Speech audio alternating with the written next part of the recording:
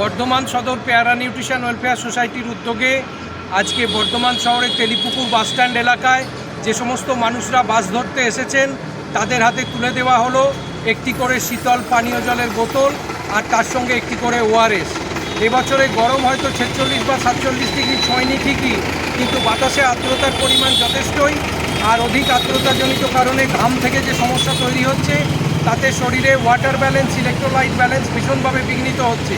এই ডিহাইড্রেটেড কন্ডিশনে মানুষ যাতে হাইড্রেশনের মধ্যে থাকে, শরীরে জলের ঘাটতি না হয়, শরীরে খনিজ পদার্থের ঘাটতি না হয় এবং এগুলোর ঘাটতিজনিত কোনো অসুস্থতায় যাতে মানুষ না ভোগে, সেই জন্য আজকে 100 জন পথ চলতি মানুষের হাতে একেবারে স্বাস্থ্যকরভাবে জলসত্র আয়োজন করে একটি করে পানীয় জলের বোতল এবং একটি করে ওআরএসের স্যাশে দেওয়া হলো।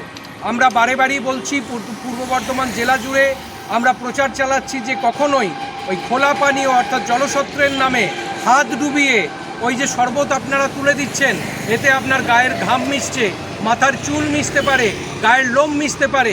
এই অস্বাস্থ্যকর জলসত্র অবিলম্বে বন্ধ হোক এবং গত বছর থেকে আমরা যেভাবে স্বাস্থ্যকর জলসত্রের রাস্তা মানুষকে দেখিয়েছি, সেইভাবে মানুষকে জল দেওয়ার নাম করে তাকে অসুস্থ করে কোনো লাভ নেই, বরঞ্চ মানুষ যাতে সুস্থ থাকে সেই ব্যাপারে সকলে সচেষ্ট হন, এই বার্তা আমরা দিকে দিকে পৌঁছে দিতে চাইছি। গত বছর জলসত্রের মাধ্যমে আমরা 3000 বোতল পানীয় জল এবং 3000 স্যাশে ওআরএস মানুষের হাতে তুলে দিয়েছিলাম।